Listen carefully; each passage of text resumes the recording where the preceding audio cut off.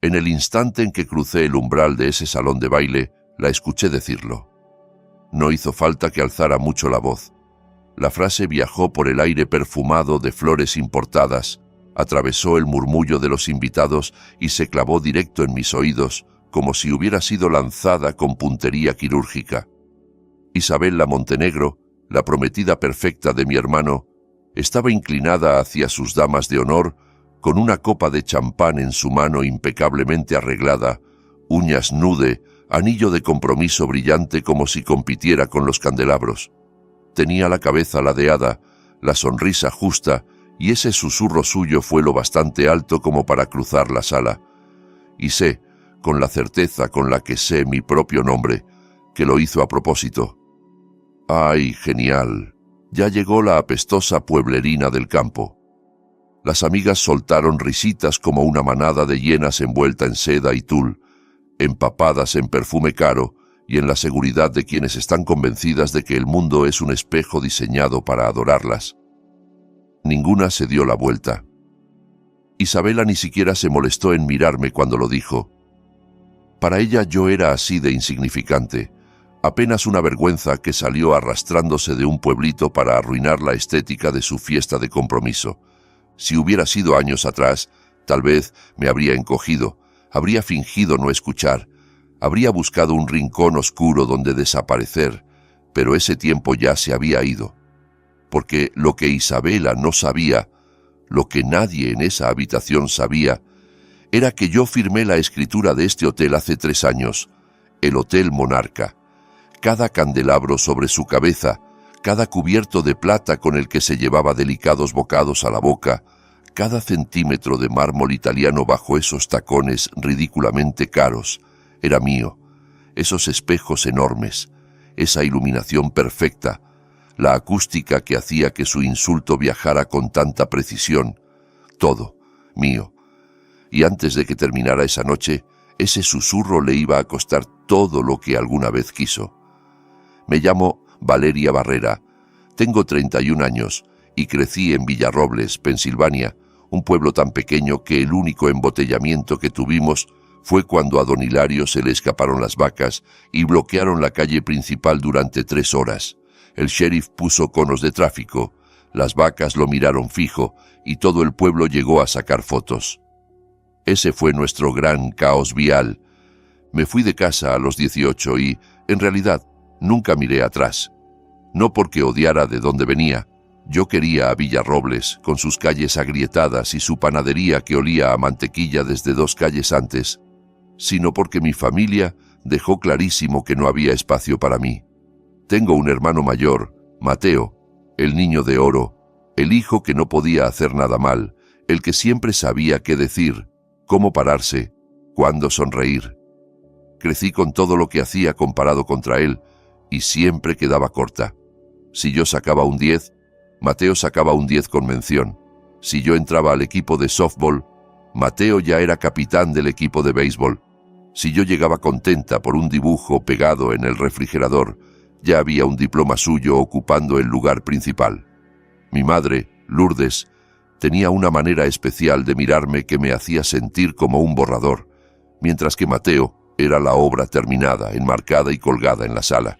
Recuerdo una tarde, tendría unos 12 años, en que llevé a casa un certificado por haber ganado un concurso de escritura. Estaba orgullosa, mis dedos todavía manchados de tinta barata. Mi madre apenas levantó la vista de la olla. Dijo que estaba bien, pero que no me distrajera, que lo importante eran las materias serias. Esa misma semana, Mateo anotó 2 goles en un partido escolar, y mi madre organizó una cena entera para celebrarlo. No es que Mateo fuera malo conmigo, simplemente estaba acostumbrado a que el foco lo siguiera a él. Cuando eres la sombra de alguien, aprendes a moverte en los bordes, a observarlo todo sin ser vista. Y ahí, sin saberlo, empecé a entrenarme para lo que vendría, así que me fui. La mañana de mi partida no hubo drama, ni lágrimas, ni súplicas de que me quedara.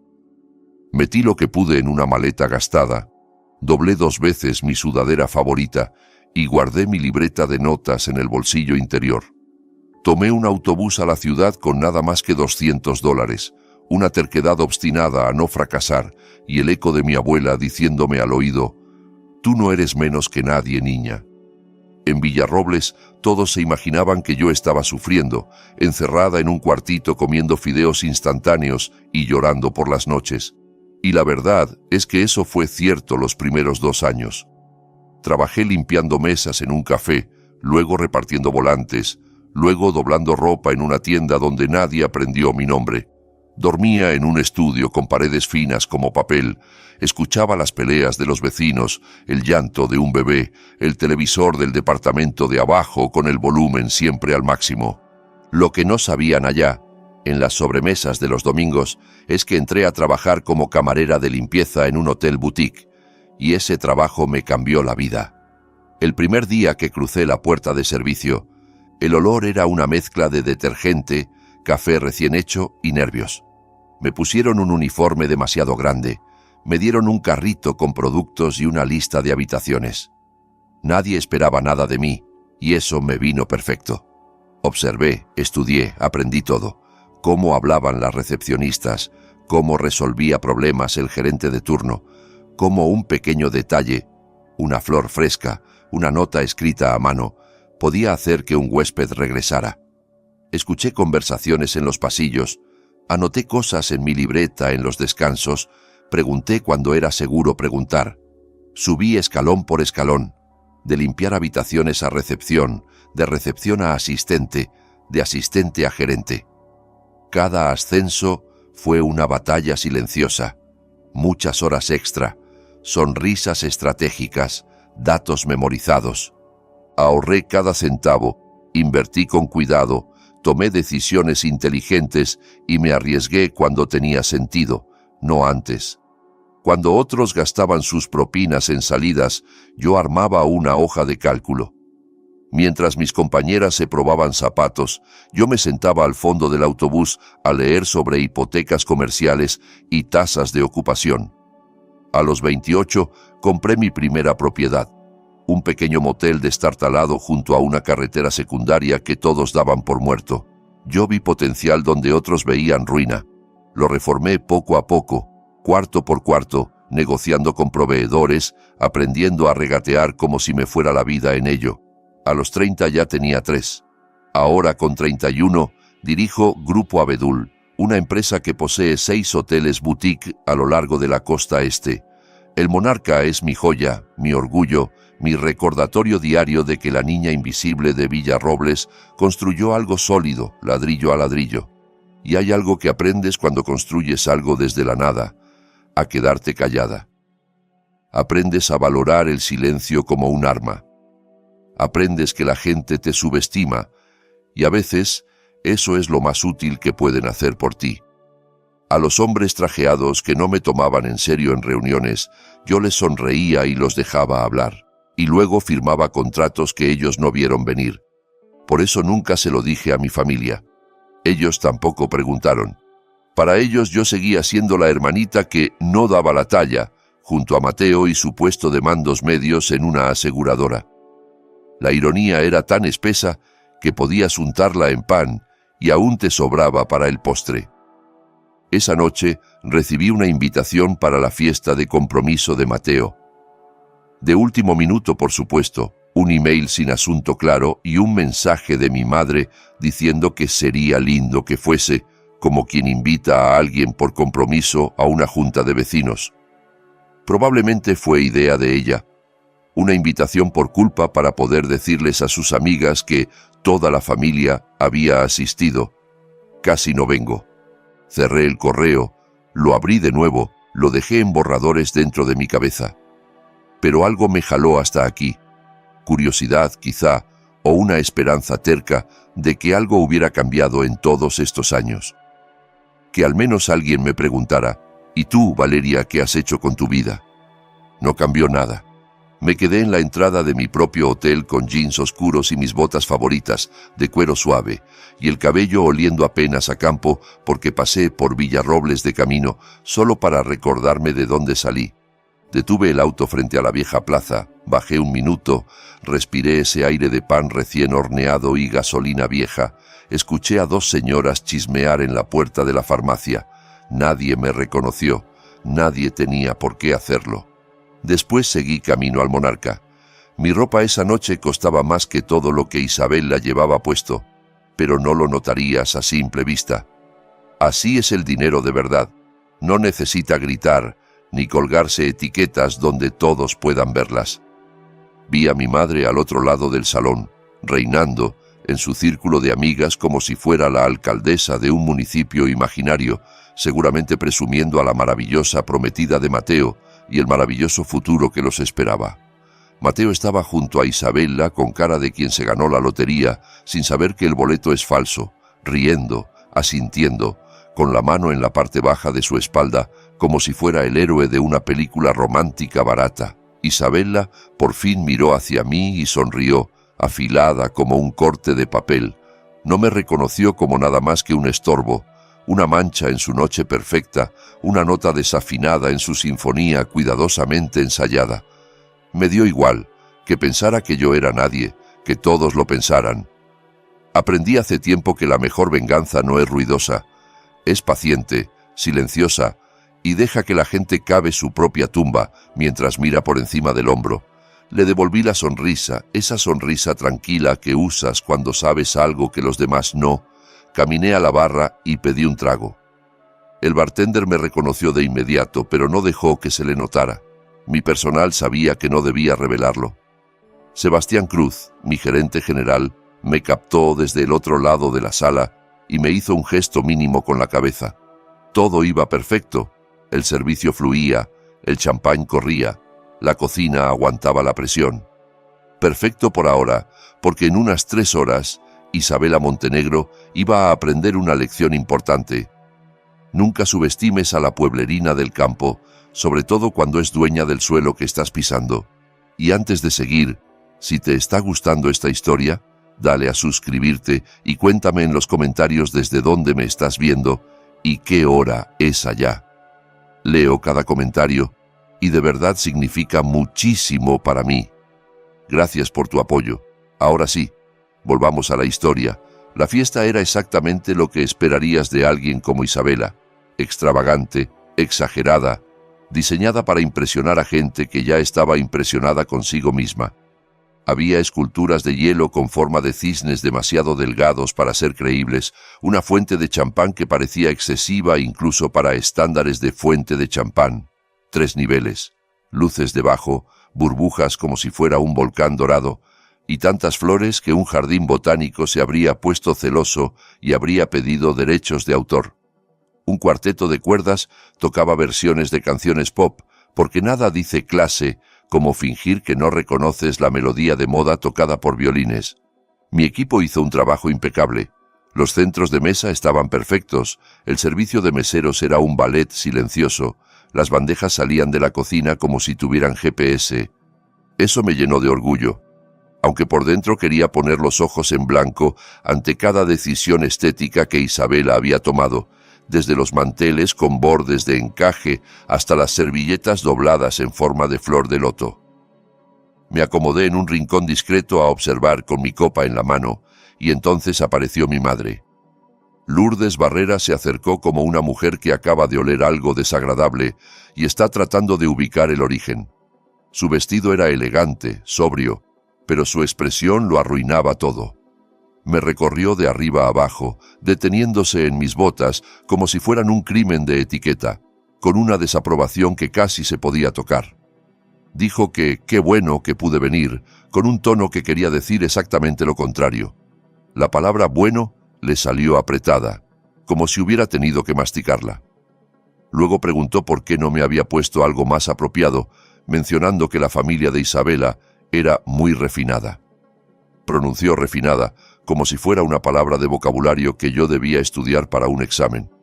Su ceja izquierda se levantó milimétricamente, la misma ceja con la que me corregía la postura cuando era niña. Le dije que venía directo del trabajo y no tuve tiempo de cambiarme, lo cual era cierto, solo que no mencioné que trabajo significaba dirigir una empresa hotelera multimillonaria. Podría haberle dicho que mis jeans estaban hechos a medida, que mis botas costaban más que el peinado entero de Isabela, pero no vi el caso. Mi madre suspiró como siempre suspiraba conmigo, ese suspiro largo, resignado, como si yo fuera una decepción permanente que había aprendido a tolerar porque no le quedaba de otra.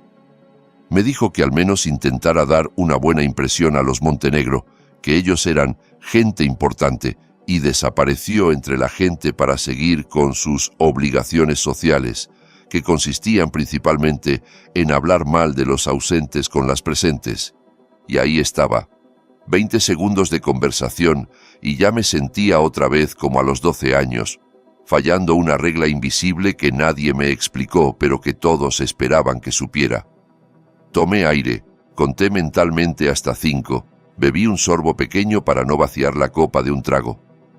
Miré a Isabela al otro lado, repartiendo besos al aire entre los invitados. Esa mujer besó más mejillas esa noche que un político en plena campaña, inclinándose lo justo, riendo un poco más alto de lo necesario. Cada gesto era calculado, cada sonrisa medida para el máximo efecto, cada mirada lanzada como un dardo a la persona correcta. Sus padres, Héctor y Verónica Montenegro, estaban cerca, pavoneándose como si fueran realeza en exilio. Héctor era grande, de hombros anchos, de rostro rojizo y con esa seguridad que viene de un éxito real o de actuar muy bien que lo tienes.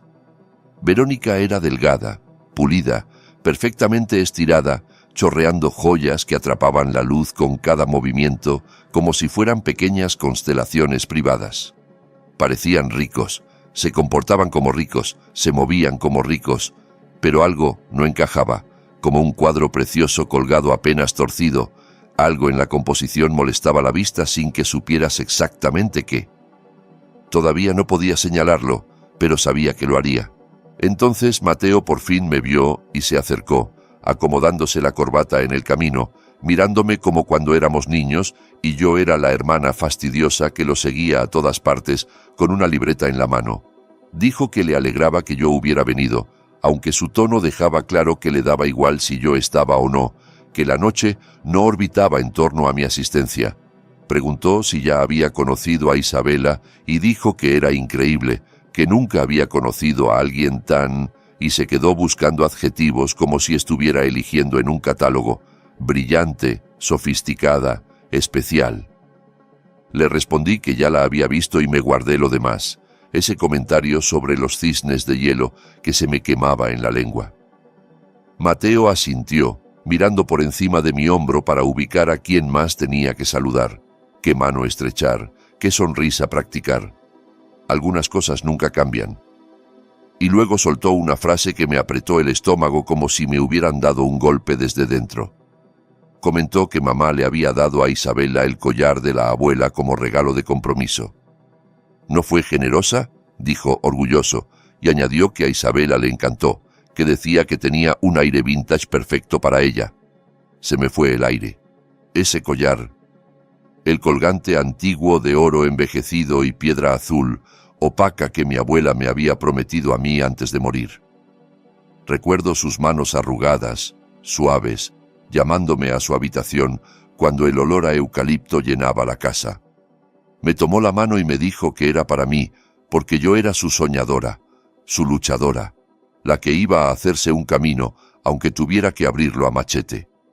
Mi madre lo sabía. Estaba en la habitación cuando mi abuela lo dijo, con los labios apretados, y aún así se lo entregó a Isabela como si fuera un adorno disponible, como si las palabras de una anciana moribunda no valieran nada. Levanté la vista y lo vi, colgando del cuello de Isabela como si le perteneciera, descansando justo en la curva hueca entre sus clavículas, brillando bajo los candelabros mientras ella se reía de algo que dijo una de sus amigas. El DJ subió tanto la música que sentí vibrar hasta las muelas. Si quería que me castañetearan los dientes, mejor iba al dentista y de paso me daban un cepillo gratis. La base retumbaba en el pecho y las luces cambiaban de color como si el salón fuera una discoteca disfrazada de gala. Me excusé con Mateo diciendo que necesitaba ir al baño y me fui a respirar. Necesitaba paredes, silencio, una puerta entre mí y ese collar maldito. En el pasillo hacia los baños, menos iluminado, cruzado por el ir y venir de meseros con bandejas, pasé junto a Héctor Montenegro, Tenía el teléfono pegado a la oreja y la cara tensa, cargada de estrés. La expresión se le había borrado de golpe, como si alguien hubiera apagado el interruptor de su charm. No me vio. Estaba demasiado concentrado en su conversación. Lo escuché decir, con un tono bajo pero urgente, que necesitaban que esa boda sucediera, que la familia Barrera tenía dinero de sobra para cubrir su situación. Hubo un silencio pesado mientras escuchaba a la persona del otro lado, y luego añadió que solo tenían que aguantar hasta la ceremonia. Después, todo se arreglaría, que confiaran en él, que ya casi. Colgó y volvió hacia el salón con su sonrisa de vendedor, acomodándose otra vez como una máscara, alisándose la chaqueta, enderezando los hombros. Me quedé congelada ahí, el corazón golpeando más fuerte que los graves del DJ. El collar de mi abuela pasó a segundo plano, reemplazado por algo más urgente, más grande, más peligroso. ¿La familia Barrera tenía dinero? ¿Qué dinero? Mis padres tenían una casa decente, sí, el jardín cuidado, la pintura reciente, pero yo sabía de sobra que tenía una segunda hipoteca, porque yo la había estado pagando en secreto durante los últimos 4 años. Mateo tenía un trabajo estable, nada espectacular, lo suficiente para un departamento, un coche modesto y vacaciones con pagos a plazos. No existía ninguna fortuna familiar, ningún fondo secreto, ninguna herencia escondida. Entonces, ¿por qué Héctor estaba tan seguro de que sí? Y más importante todavía, ¿qué era exactamente su situación que necesitaba ser cubierta por nosotros? Volví al salón y pasé la siguiente hora mirando a los Montenegro como un halcón mira a su presa, cada sonrisa, cada apretón de manos, cada risa perfectamente cronometrada. Ahora que sabía que algo estaba mal, las grietas se veían por todas partes. Héctor revisaba el teléfono una y otra vez. La mandíbula se le tensaba cada vez que leía un mensaje, los dedos se le crispaban alrededor de la copa. Las joyas de Verónica eran impresionantes, pero ella no dejaba de tocarlas con nerviosismo, como si temiera que desaparecieran si se distraía un segundo. E Isabela, perfecta Isabela, tenía un hambre en los ojos que no tenía nada que ver con amor, y sí con desesperación, con urgencia. Sus risas eran medio segundo demasiado altas, sus caricias demasiado estudiadas. Y entonces empecé a unir piezas. Los Montenegro creían que mi familia tenía dinero. ¿Por qué? Y me cayó como un golpe en la frente. Durante 4 años yo había estado enviando dinero a mis padres de forma anónima a través de Grupo Abedul. Cada mes llegaba un pago para cubrir hipoteca, servicios, gastos médicos. Cuando a mi padre lo operaron de la rodilla, también lo cubrí. Recuerdo haber firmado esa transferencia desde un aeropuerto entre una escala y otra, sin pensarlo 2 veces. Jamás puse mi nombre. Los depósitos venían a nombre del grupo, como un benefactor discreto. Yo no quería agradecimientos ni preguntas. Solo quería ayudar a distancia, sin ponerme a tiro de juicio ni expectativas. Mis padres nunca supieron que era yo, y por lo visto, mi madre decidió que tenía que ser Mateo. Claro que sí. En su cabeza, su niño de oro los cuidaba en secreto, el hijo responsable y exitoso que ella siempre supo que sería.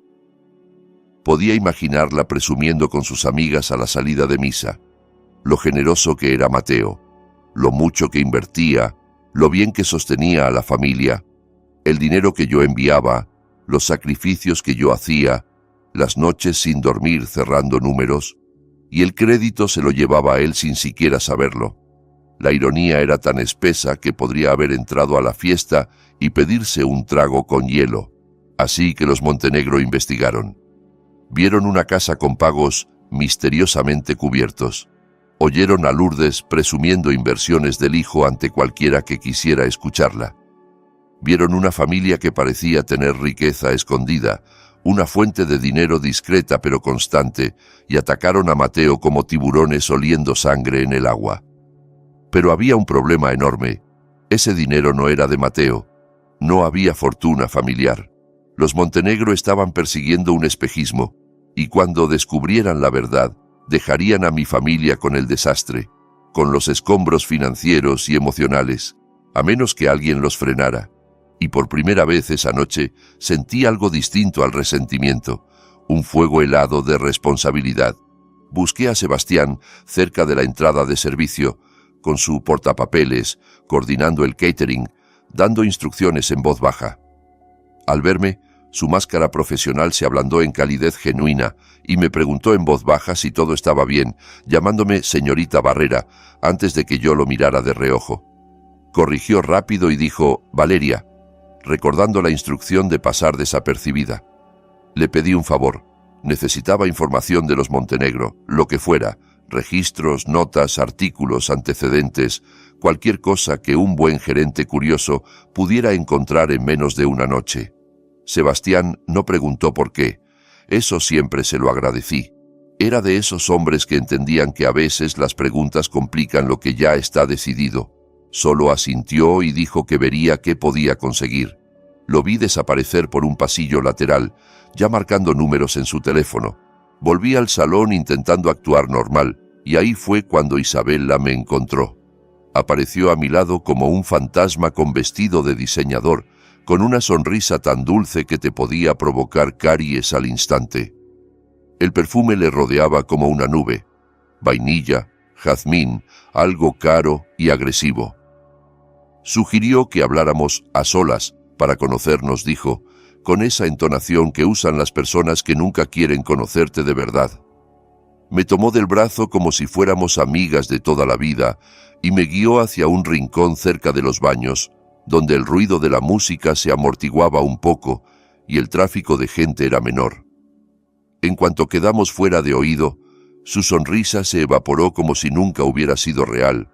Me dijo que sabía todo sobre mí, alargando la palabra como si fuera un regalo envenenado.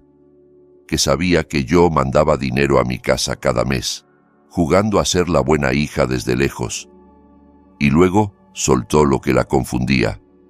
¿Por qué alguien que apenas puede pagar su propio departamento mandaría dinero a una familia que ni siquiera la quiere? Sentí la mandíbula endurecerse, pero mantuve la cara neutra. Esa cara de póker que aprendí en reuniones con banqueros, mientras ella seguía, disfrutando cada palabra como si masticara un postre caro. Dijo que quizá yo estaba intentando comprar amor, probar que valía algo. Patético, así lo llamó, mirándome como si estuviera evaluando un vestido barato. Se inclinó un poco, acercando su copa a mi cara, y aseguró que Mateo le contaba todo, que yo siempre le tuve celos, que no soportaba no ser la favorita, que la familia solo me toleraba por lástima, que todos sabían eso menos yo. Volvió a sonreír, pero esta vez la sonrisa era un cuchillo afilado, sin una pizca de calidez. Dijo que iba a casarse con Mateo, que iba a ser parte de la familia y que, honestamente, sería mejor para todos si yo me mantenía lejos. «A ti nadie te va a extrañar», remató, y me llamó peso muerto. Luego me palmeó el brazo como si consolara a una niña caprichosa y se fue, moviendo el vestido como si estuviera en una pasarela. Me quedé quieta, apoyada en la pared fría del pasillo, procesando. Isabella creía que yo estaba quebrada. Creía que el dinero venía de Mateo. No tenía idea de quién era yo. Era como ver a alguien presumir lo increíble que es su auto rentado frente a la dueña de toda la agencia, y sinceramente, si la arrogancia quemara calorías, Isabella sería invisible, un eco sin cuerpo. Sebastián apareció a mi lado unos minutos después y me sacó de mis pensamientos. Traía una carpeta en la mano y el rostro pálido, la compostura rota. El hombre que siempre estaba imperturbable ante bodas caóticas y congresos imposibles se veía realmente preocupado. «Tienes que ver esto», me dijo. Nos apartamos a un pasillo lateral aún más discreto, fuera de miradas, y en el silencio húmedo de la zona de servicio, abrí la carpeta y empecé a leer. Registros financieros, documentos judiciales, recortes de prensa impresos a toda prisa. Entre más avanzaba, más frío sentía el cuerpo, como si alguien hubiera abierto una ventana en pleno invierno. Los Montenegro no eran quienes decían ser. Su imperio inmobiliario era un castillo de naipes construido con mentiras y dinero ajeno. Estaban a 6 meses, tal vez menos, de la bancarrota y bajo investigación federal. Esa boda no era amor, era un plan de escape cuidadosamente armado. Había nombres de empresas que nunca había oído, direcciones que no existían, promesas de retornos imposibles. Vi números, fechas, demandas, y cada línea era una alarma. Me fui al estacionamiento, a mi auto, porque necesitaba privacidad para pensar sin música, sin luces, sin ojos encima. Las luces del techo del estacionamiento parpadeaban como si también estuvieran en shock, lanzando sombras cortas y temblorosas sobre el concreto. Me senté en el asiento del conductor, cerré la puerta y el silencio repentino zumbó en mis oídos. Los documentos pintaban un cuadro horrible. Héctor y Verónica no solo estaban endeudados, llevaban años montando algo que, en la práctica, era un esquema Ponzi. Recaudaban dinero de inversionistas para proyectos que no existían o que estaban inflados más allá de cualquier realidad. A los primeros les pagaban con dinero de los últimos. El engaño clásico, el truco de siempre con un nuevo vestido. Pero el castillo se estaba cayendo, inversionistas preguntaban, auditores rondaban, y los federales ya habían abierto un caso. Necesitaban una salida rápida, un salvavidas con forma de familia adinerada. Y ahí entraba mi hermano Mateo. Entendí su lógica, por retorcida que fuera. Casarse con una familia que parecía tener dinero, colgarse de esa reputación y por lo menos tener dónde esconderse cuando todo explotara. Obtener acceso a cuentas, propiedades, línea de crédito, contactos. Incluso podía ser peor. Quizá pensaban exprimir los activos de mi familia antes de desaparecer y empezar el fraude en otra parte, con otro nombre, en otra ciudad. Lo que no sabían era que mi familia no tenía nada. La casa estaba hipotecada, el sueldo de Mateo era normal y el único flujo constante de dinero hacia los Barrera era mío, y yo podía cortarlo con una sola llamada. Los Montenegro estaban a punto de descubrir que habían elegido a la familia equivocada, y cuando eso pasara, abandonarían a Mateo más rápido que a un barco hundiéndose. Una parte de mí, la herida, la cansada, quiso dejar que ocurriera. Que mi madre sintiera el peso de haber regalado mi herencia sin pensarlo. Que mi hermano probara lo que se siente ser desechado, engañado, usado. Que todos saborearan el sabor metálico de las consecuencias. Pero no pude. Por más que me dolieran, por más que hubiera pasado años aprendiendo a vivir sin ellos, seguían siendo mi familia. Mateo seguía siendo el niño que me enseñó a andar en bicicleta, sosteniendo el asiento desde atrás, hasta que de pronto me soltó y me gritó, «Mira, Vale, tú sola». Mi madre seguía siendo la mujer que se quedó despierta cuando tuve varicela, cambiándome las sábanas sudadas y cantándome bajito, aunque después decidiera que yo no valía la pena en sus comparaciones. La familia es complicada. Puedes amar a alguien y estar furiosa al mismo tiempo, sentirte traicionada y aún así querer protegerlo aunque no lo merezca. Así que tomé una decisión en ese auto frío, con la carpeta abierta sobre mis piernas. Iba a exponer a los Montenegro y a salvar a los míos, a mi manera. No iban a verlo venir de mí. No la pueblerina, no la hermana invisible. Primero llamé a mi abogada, Renata Torres. Contestó al segundo tono, aunque eran las 8 de la noche, y por eso le pago lo que le pago. Desde el primer día en que la contraté, supe que era de las que no se asustan fácil. Le resumí la situación en frases rápidas. Le dije que tenía documentos, que sospechaba de fraude, que había una boda en curso con mi hermano en el centro del huracán, y le pregunté qué tan rápido podía verificar lo que decía la carpeta. Renata no perdió tiempo en comentarios dramáticos.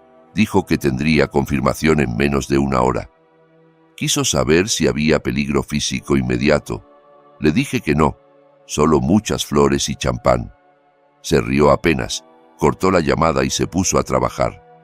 Luego llamé a Natalia Delgado, una contadora forense con la que trabajé en una adquisición complicada hacía 2 años. Natalia era una maga de los registros, de esas personas que miran una hoja de cálculo y te dicen qué comiste en el desayuno y cuántas veces lo masticaste.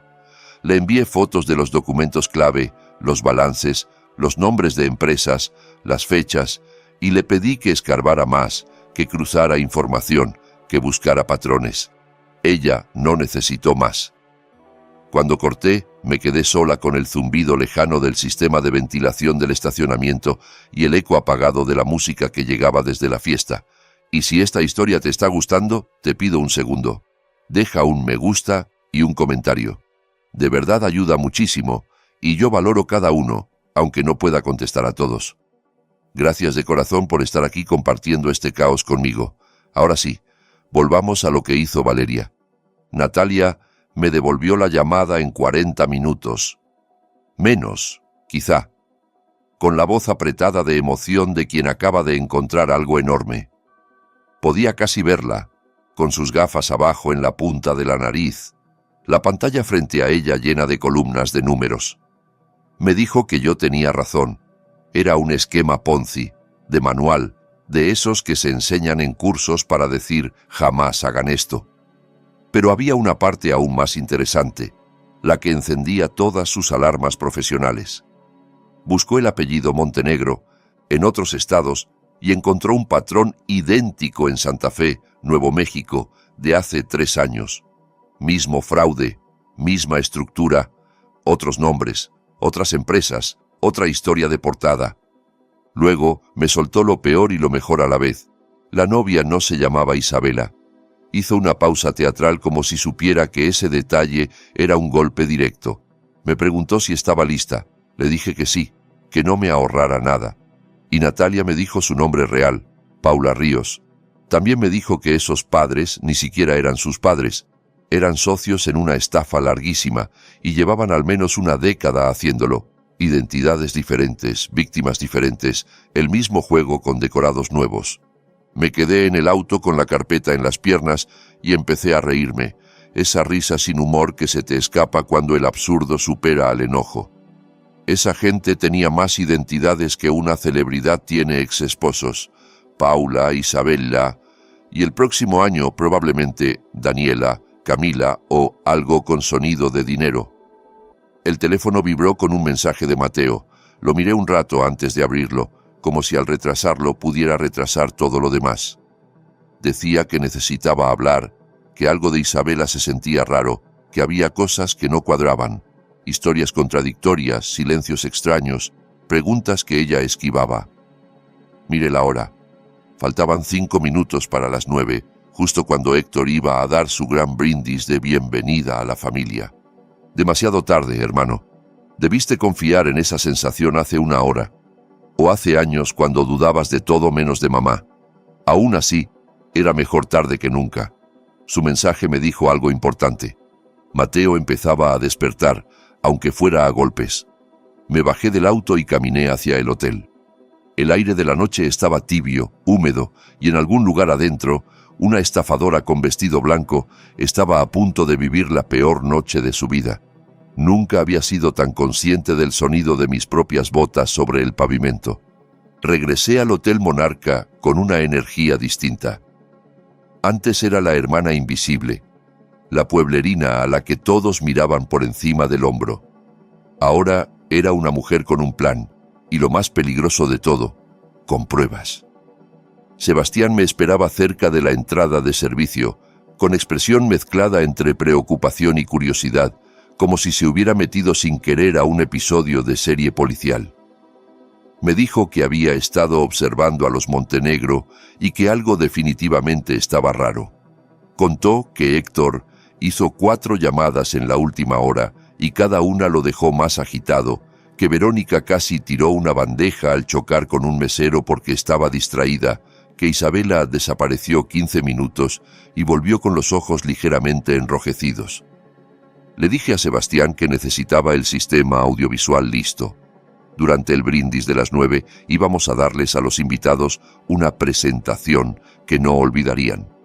Sebastián no parpadeó, solo soltó un entendido, como si estuviera confirmando un pedido de vino. Me preguntó qué tipo de presentación, y yo le entregué una memoria USB que siempre llevaba en mi bolso, porque uno nunca sabe cuándo va a necesitar tecnología para arruinarle la noche a alguien. Ahí estaban las copias escaneadas de los documentos más comprometedores, junto con todo lo que Natalia me había enviado, registros judiciales de Nuevo México, estados financieros mostrando el fraude, fotos de Paula Ríos de hace 3 años con otro look pero los mismos ojos fríos, y una ruta de mentiras de más de una década enlazando estados, apellidos, empresas. Le dije que, en cuanto Héctor empezara el brindis, quería todo en las pantallas, cada documento, cada foto, cada prueba. Sebastián tomó la USB con una sonrisa apenas visible y dijo que siempre supo que trabajar conmigo sería interesante, pero que esto era otro nivel. Agregó que avisaría a seguridad para que mantuvieran discretamente las puertas controladas. Se fue hacia la cabina de control mientras mi teléfono vibraba de nuevo. Era Renata, confirmando todo con la precisión de un bisturí. Los Montenegro estaban bajo investigación federal. Y lo más importante, ella ya había llamado a la investigadora principal, la agente Carla Rivas, que llevaba meses intentando localizarlos, siguiéndoles pistas que se evaporaban una tras otra. Esa gente se mudaba, cambiaba nombres y siempre estaba un paso delante. Hasta esa noche. Renata me dijo que la agente Rivas ya venía en camino con su equipo y que estarían afuera del hotel a las 9:15, listos para entrar en cuanto la evidencia fuera pública y se aseguraran de que los presentes entendieran con quién habían estado codeándose. Todo estaba encajando, la trampa estaba armada, solo faltaba esperar el momento exacto. Encontré un lugar al fondo del salón, desde donde lo veía todo sin ser vista. Me apoyé en una columna, medio oculta por una maceta ridículamente grande. Isabella volvía a trabajar la sala con su sonrisa falsa, pegada como pintura resistente al agua. Mateo estaba a su lado jugando a ser el prometido perfecto, sin saber que su futuro estaba a punto de explotar en 1000 pedazos frente a un público de más de 100 personas. Mi madre charlaba con Verónica como si fueran amigas de años, 2 mujeres que no tenían nada en común, salvo su facilidad para hacerme sentir poca cosa. Verónica asentía, tocándose el collar, riendo con un segundo de retraso. Mi madre le hablaba seguramente de lo maravilloso que era Mateo, de lo sacrificado que era, de cómo siempre había estado ahí para ellos. Miré el reloj, 8:52. El teléfono vibró otra vez. Mateo preguntaba dónde estaba y repetía que necesitaba hablar, que Héctor se escapaba demasiado, que Isabella evadía preguntas sobre su pasado, que había detalles que no coincidían. Dijo que quizás se estaba poniendo paranoico, que tal vez eran nervios por la boda, pero que algo en el estómago le hacía ruido. Leí el mensaje sin contestar de inmediato. Una parte de mí quiso advertirle, tomarlo del brazo, sacarlo por la puerta de servicio y decirle la verdad al oído. Pero si lo hacía, él podía advertirla a ella, y no podía arriesgar eso. No podía perder a Paula Isabella Ríos justo cuando estaba a punto de caer. Le respondí solo, «Hablamos después del brindis. Espera». A las 8:56 vi a Héctor acomodándose la corbata cerca del pequeño escenario donde estaba el DJ. Había recuperado su máscara de seguridad y encanto. Se pasó la mano por el cabello, practicó una sonrisa frente al reflejo oscuro de una pantalla, alzó la copa para medir su peso. No tenía idea de lo que venía. Recordé lo que Isabella me dijo, «Peso muerto. A ti nadie te extraña. Quédate lejos. La cosa con la gente que te subestima es que nunca te ve venir. Están tan ocupados mirando hacia abajo que se pierden el momento en que te levantas y les pisas la sombra». A las 8:59, Héctor subió al escenario con el micrófono en la mano. El DJ bajó la música poco a poco hasta dejar solo un murmullo de fondo. Los invitados giraron con sus copas listas para brindar, como si estuvieran coreografiados. Crucé mirada con Sebastián a lo lejos. Me hizo un gesto mínimo, la señal que habíamos acordado. Las pantallas detrás del escenario mostraban un carrusel de fotos de Mateo e Isabella, felices en un restaurante, felices en la playa, felices en una feria con algodón de azúcar, felices en un mundo que estaba construido sobre mentiras, no por mucho. Héctor carraspeó y empezó su discurso. Dio las gracias por estar allí. Dijo que cuando su hija llevó a Mateo a casa, supo que ese joven era especial, que le recordaba a sí mismo de joven. Irónico, pensé, que era trabajador, honesto, familiar. Casi me reí. Su hija, la hija que no era su hija, la hija cuyo nombre real probablemente tenía que recordarse cada mañana frente al espejo. Héctor habló de familia, legado, nietos, de un futuro brillante y de lo honrados que estaban de unirse a los Barrera, de cómo admiraban sus valores y su estabilidad. Cada palabra era una mentira, y cada mentira estaba a segundos de quedar desnuda frente a una audiencia con celulares en la mano.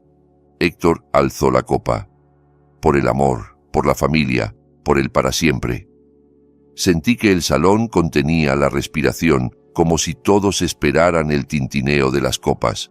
Saqué el teléfono y le mandé a Sebastián un solo mensaje. Ahora. Mi dedo tembló apenas al tocar la pantalla. Las pantallas parpadearon. Por un segundo muchos pensaron que era una falla técnica. El carrusel de fotos se detuvo. Mateo e Isabela se quedaron congelados en una sonrisa estática y luego desaparecieron, reemplazados por un documento oficial con sellos y lenguaje legal proyectado en grande. La sonrisa de Héctor se le congeló en el rostro. Sus ojos se clavaron en la pantalla detrás de él. Era un expediente de Nuevo México fechado 3 años atrás, investigación por fraude, y ahí, como persona de interés, aparecía un nombre que nadie en esa sala conocía: Paula Ríos. Un murmullo se extendió como ola subiendo de volumen, pasando de mesa en mesa. Las cejas se fruncieron, los ojos se entrecerraron, las manos bajaron las copas sin llegar a brindar. Héctor manoseó el micrófono, pasando de rojo a pálido en segundos, la frente perlada de sudor. Balbuceó que debía ser un error. Gritó hacia la cabina para que lo arreglaran. Dijo que no era el archivo correcto, pero las pantallas siguieron cambiando. Aparecieron registros financieros mostrando dinero de inversionistas entrando a empresas fantasma. Flechas marcaban entradas y salidas de fondos, porcentajes irreales de retorno. Luego un artículo sobre un fraude inmobiliario que había dejado a decenas de familias sin ahorros, con fotos de casas a medio construir y testimonios de víctimas. Luego fotos. Una Paula Ríos más joven, distinto color de cabello, más oscuro, un corte distinto, pero los mismos ojos. A su lado, Héctor y Verónica en un evento benéfico bajo otros nombres, con sonrisas idénticas a las que llevaban esa noche. Isabela quedó clavada en medio de la pista con la copa temblándole en la mano. Por primera vez en la noche, su máscara se le cayó por completo. Se veía aterrada, con la respiración rápida y el mentón tembloroso. Mateo miraba la pantalla, luego a Isabela, luego la pantalla, con la mente tratando de encajar piezas que de pronto tenían sentido. Las evasivas, las historias sin fechas, la insistencia en casarse, pronto, mejor cuanto antes. Héctor intentó abrirse paso hacia la salida, bajando del escenario con movimientos torpes, pero 2 de mis guardias se le plantaron delante con expresión educada y postura firme. Verónica lo agarró del brazo, susurrándole frenética, algo que no alcancé a escuchar, pero no había a dónde ir. El salón parecía encogerse, cerrarse en torno a ellos. Entonces avancé yo. Crucé entre la gente que se iba abriendo, con mis botas resonando en el mármol como golpes suaves y decididos. Todas las miradas cayeron sobre mí, la pueblerina, la nadie, el peso muerto. Los susurros se apagaron. La voz de Sebastián sonó por los altavoces, tranquila y profesional, con un ligero eco. Damas y caballeros, permítanme presentarles a la propietaria del Hotel Monarca y directora general de Grupo Abedul. Por favor, reciban a la señorita Valeria Barrera. El silencio fue brutal. Podrías haber dejado caer una aguja y la habrías escuchado rebotar 3 veces. Mi madre se quedó blanca, con la boca entreabierta y la copa detenida a medio camino. La mandíbula de Mateo literalmente se le abrió, incapaz de cerrarla.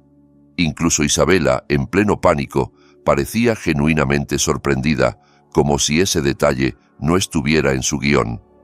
Tomé el micrófono de la mano floja de Héctor, que no opuso resistencia, y dije: «Buenas noches a todos». Mi voz sonó clara, firme, algo que agradecí. Pedí disculpas por la interrupción, pero dije que pensé que merecían saber a quién estaban celebrando de verdad. Señalé las pantallas y expliqué, con la calma de quien ha practicado discursos más difíciles, que Héctor y Verónica Montenegro no eran quienes decían ser, que su imperio era un fraude, que su riqueza venía robada de inversionistas inocentes y que Isabela en realidad se llamaba Paula Ríos, una estafadora repitiendo el mismo plan desde hacía más de una década, saltando de estado en estado, cambiando de nombre como quien cambia de vestido. Isabela por fin reaccionó.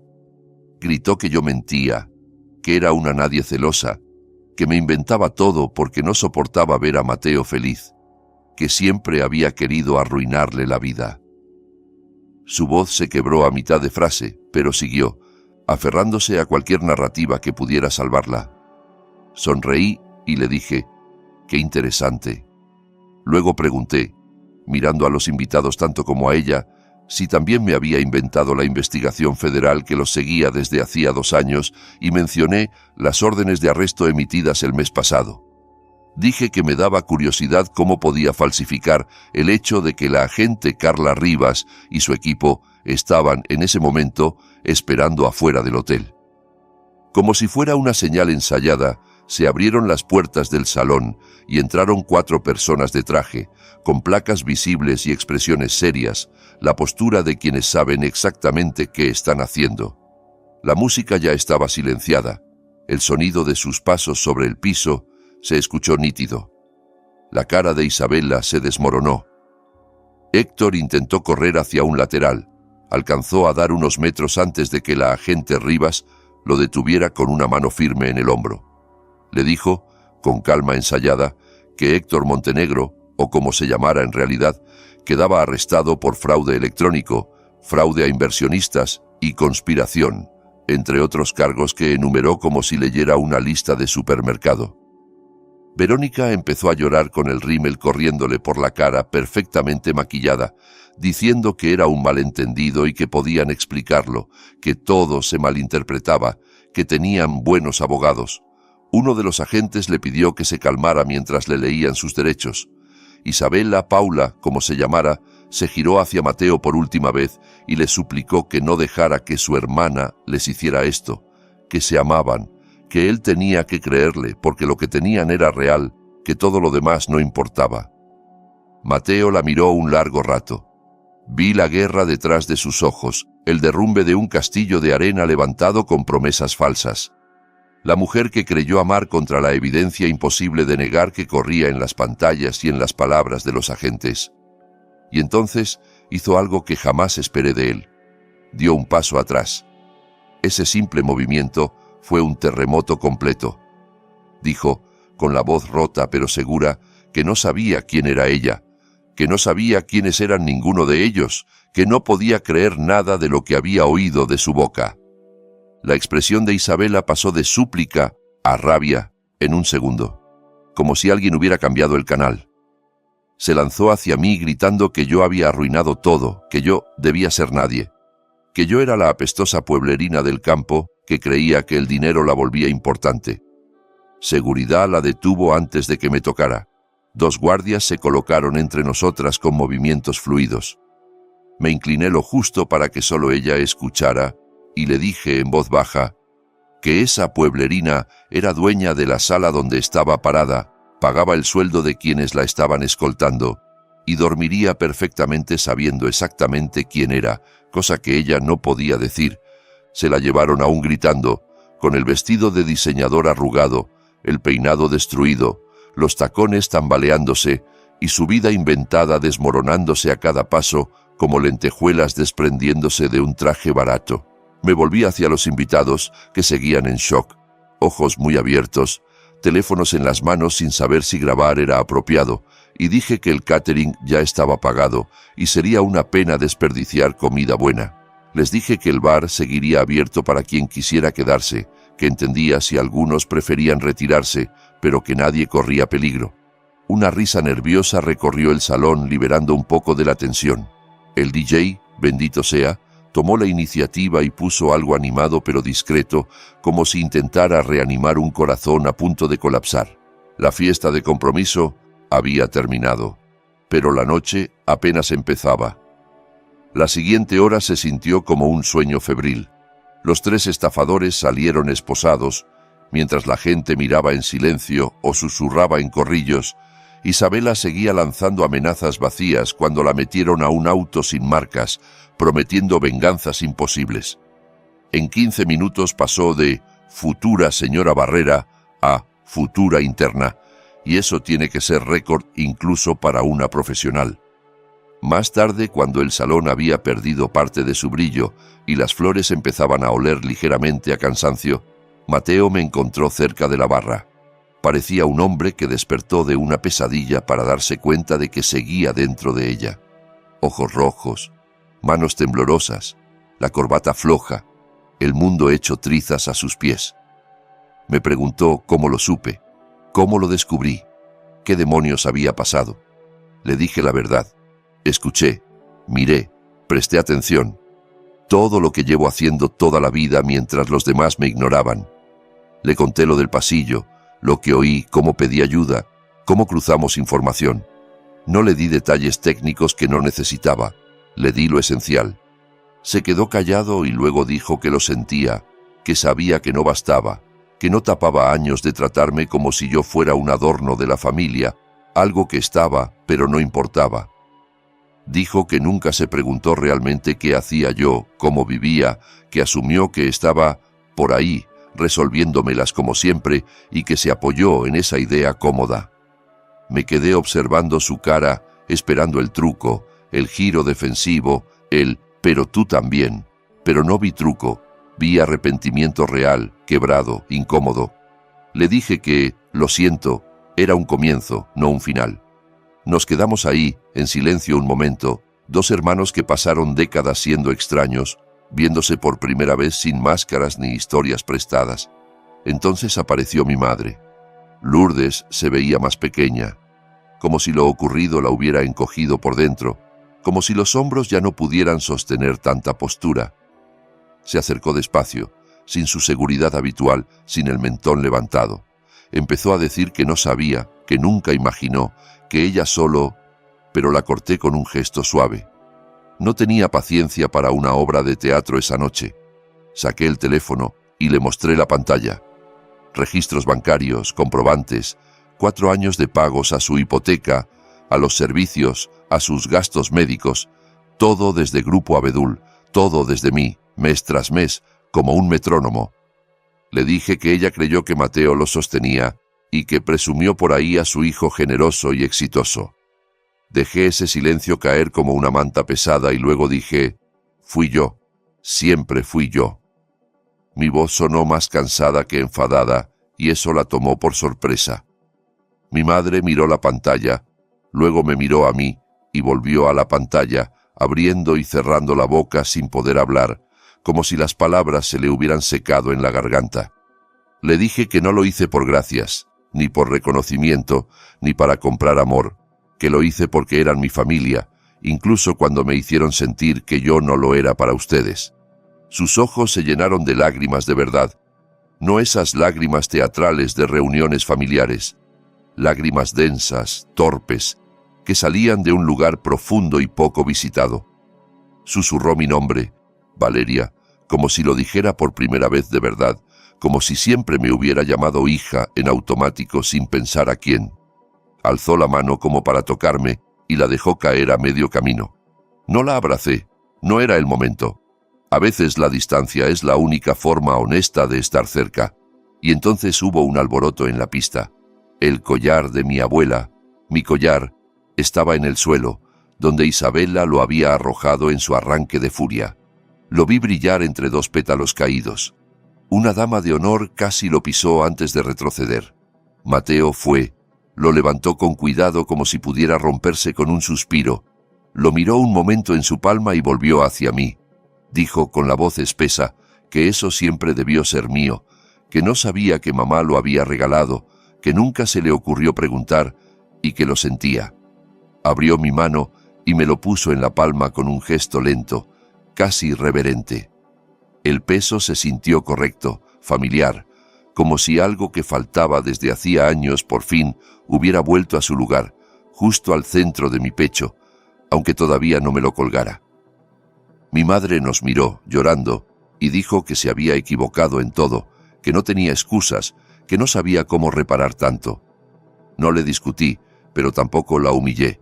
Habría tiempo para conversaciones difíciles, para reproches, para silencios incómodos. En ese momento yo solo estaba cansada, drenada, con la adrenalina abandonando mi cuerpo. Un invitado se acercó, con el nudo de corbata suelto, y preguntó si la fiesta seguía, confundido pero esperanzado, como quien no quiere tirar la noche por la borda. Miré alrededor. Los cisnes de hielo se derretían, la fuente de champán seguía corriendo, la mitad de los invitados se había ido, pero la otra mitad parecía decidida a desquitarse la barra libre y quizá bailar sus nervios fuera del cuerpo. Me encogí de hombros y le hice una seña al DJ para que siguiera. La noche ya era lo suficientemente rara. ¿Qué daño podía hacer un poco de baile? Un grupo de jóvenes se lanzó a la pista como si nada hubiera pasado, porque a cierta edad crees que todo es una anécdota. Algunos adultos los siguieron con movimientos tímidos, otros se quedaron en sus mesas, procesando, mandando mensajes, quizá googleando Paula Ríos fraude. Yo guardé el collar en el bolsillo interior de mi chaqueta, cerca del corazón. 3 semanas después, estaba sentada en mi oficina del Hotel Monarca, en el último piso, mirando el skyline con el sol de la mañana entrando por las ventanas grandes. Tenía una taza de café a medio terminar, y la ciudad parecía más tranquila de lo normal. Por primera vez en años, me sentí en paz de una forma extraña, como si hubiera cerrado un círculo que no sabía que seguía abierto. Los estafadores estaban acabados. La fiscalía tenía evidencia para imputarlos por múltiples cargos de fraude, lavado y conspiración. Paula Ríos, la mujer que me llamó apestosa pueblerina, estaba bajo custodia, esperando juicio, con una fianza tan alta que ni sus padres falsos podían pagarla. Resulta que cuando pasas décadas robándole a la gente, no te sobran amigos dispuestos a salvarte cuando todo se cae. La historia fue noticia local una semana. Me llamaron para dar una declaración. Decliné, pero la prensa igual hizo lo suyo. Algunos titulares hablaban del gran fraude descubierto en fiesta de compromiso. Otros se centraban en el drama familiar, porque el morbo siempre vende.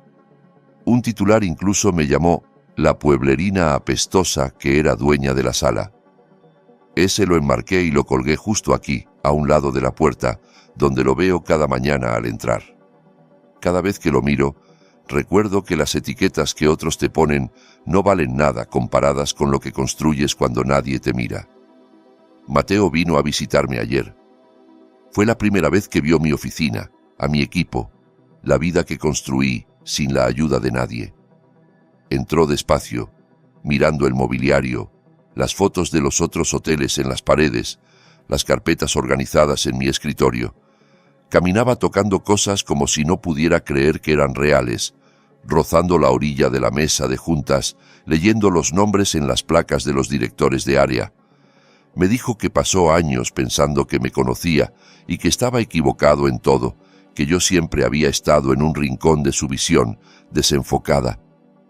Le dije que teníamos muchos años que recuperar y que quizá debíamos empezar ya, sin grandes discursos. Fuimos a almorzar de verdad, no un compromiso familiar lleno de charla vacía y comentarios pasivo-agresivos. Elegí una mesa en el restaurante del hotel, junto a la ventana, sin reservas especiales. Hablamos de la infancia, de cómo nos escondíamos debajo de la mesa del comedor para escuchar las conversaciones de los adultos.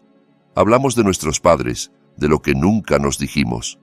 Yo le conté lo sola que me sentí tantos años.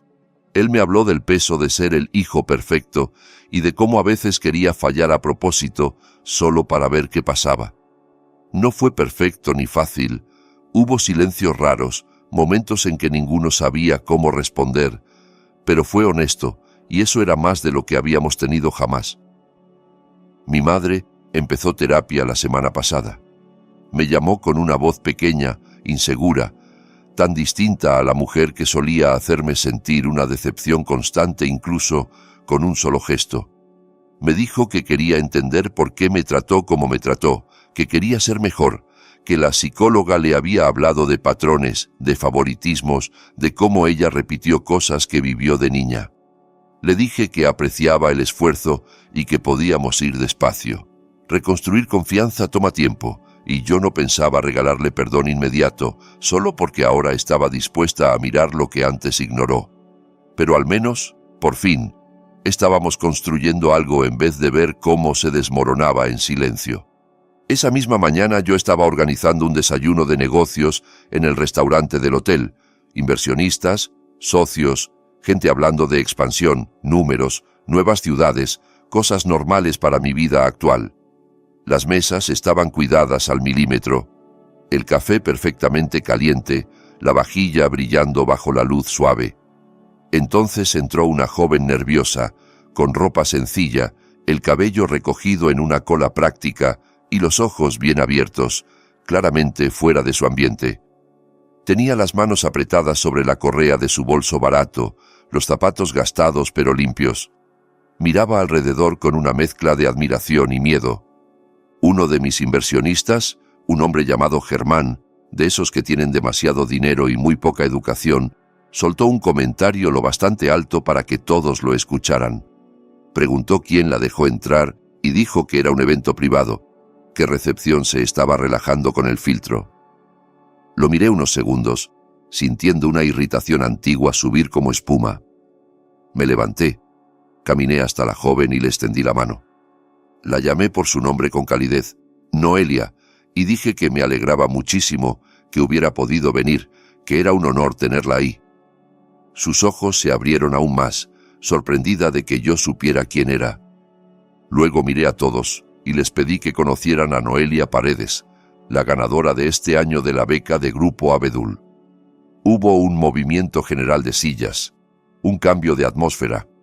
Les conté que Noelia creció en un pueblo pequeño, que trabajó 2 empleos para pagar el college comunitario, uno en una gasolinera nocturna, otro limpiando habitaciones en un motel de carretera, y que en otoño empezaría el programa de administración hotelera en la Universidad de Cornell.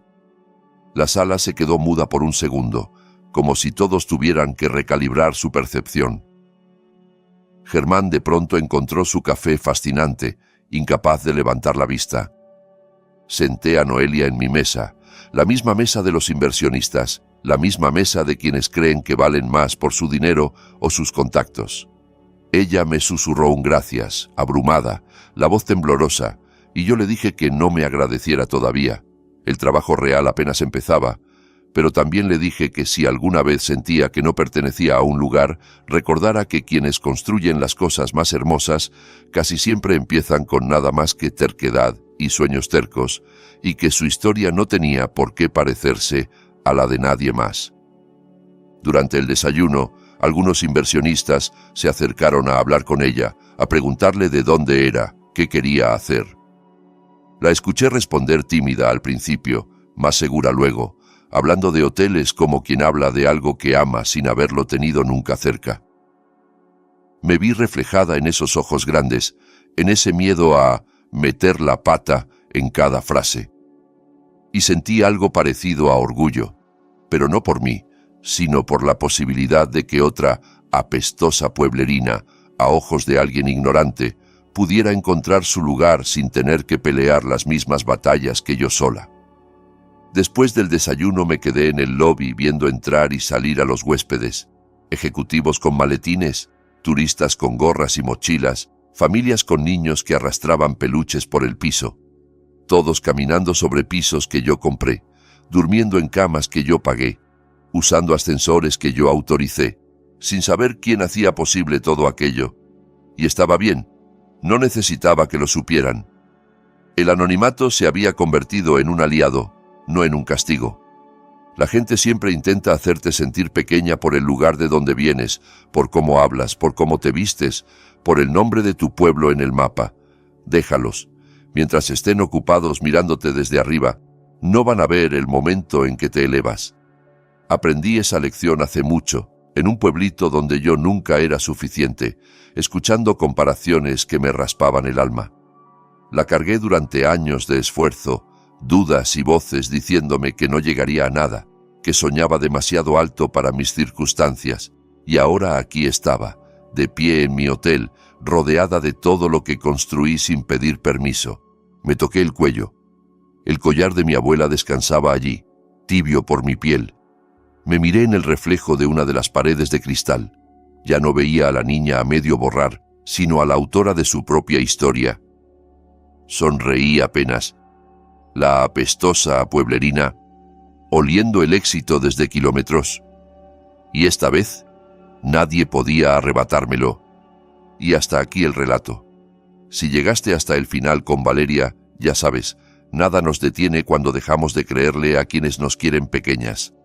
Si te gustó esta historia, suscríbete, déjame tu like y cuéntame en los comentarios desde dónde me escuchas y qué fue lo que más te pegó. Tu apoyo ayuda a que pueda seguir contándote historias como esta.